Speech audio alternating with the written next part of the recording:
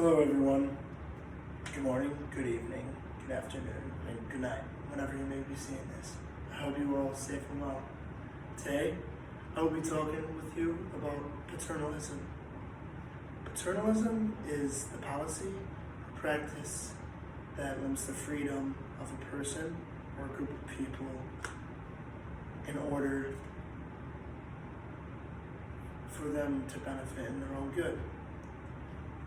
To word that better, to make it more clear, it's like parenting. And if you haven't picked it up, if you say the word paternalism, first part, pater, which originated from Latin, means father. Now that word also means an individual who works and runs the house to raise their young. Hence, fathers being fathers to raise their kids. Now, paternalism is very similar to that, but it's also a form that any guardian or any leader or whoever you may look up to teaches it to you. Now, to start it off, we'll break it down. And it's pretty easy to understand. There's not much of breaking down you might have to do. So, there are no official multiple forms of it. There's one true form that was originated, and it was originated by Immanuel Kant in 1785. Now, Immanuel Kant is the one who put it together. And for years, it was relevant because this is how students were teaching their kids.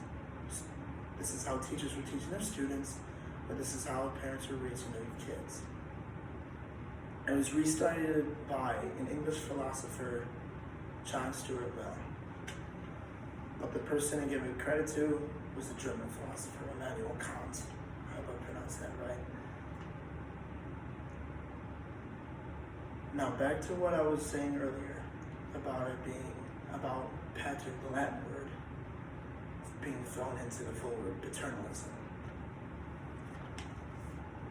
Pater is the reason why paternalism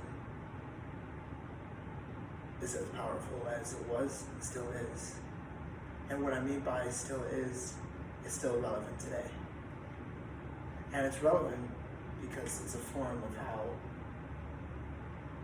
you may teach your young. You may teach your kids, excuse me. However, there is a way that it could be irrelevant. And that's if someone or whoever is the learner is not disciplined enough. So Immanuel Kant was an ethical man. And he believed in morals, and he believed in the right or wrong were not based on consequences, based on how the right and wrong were introduced. Similar to how most parents may discipline their kids. It's not about the consequences, it's not about the consequence to tell the difference from the right or wrong. It's by common knowledge and it's by common courtesy. You should know to not, for example, you should know not to cuss in public or cuss out your teacher. Because one, that's just obvious you don't do that. And two, the consequence is very big. Now the consequence, he doesn't mean to not, provide consequences. But consequences is not what should teach kids to not do the wrong thing. Consequences are there to scare kids, and during the consequence, that's for when kids can reflect and be like, that was a wrong choice, that was unethical of me and immoral of me. I should not do that again. That is what Immanuel Kant was raised like, and that he wanted to spread that with everybody. And you don't have to understand paternalism completely because, like I said, there's no official other parts. It's based on what you're taught, whether it be hard way, a hard paternalism, soft paternalism, strong paternalism, or weak paternalism. Strong as in parents are very disciplinary and they don't take things as for granted. Weak may be where a kid may be spoiled, as in he's not very disciplined, so that's an example of when paternalism is irrelevant. Now I hope I have informed you guys enough about paternalism. And it's quite frankly something that you should already be learning.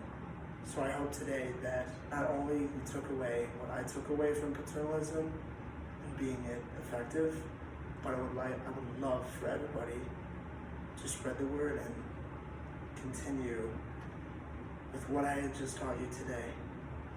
Thank you and have a good night.